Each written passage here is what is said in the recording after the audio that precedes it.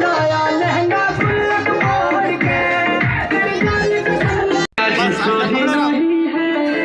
महलू मठाई तो दही नहीं है लगे मिजाज आज सही नहीं है महलू मठाई तो दही नहीं है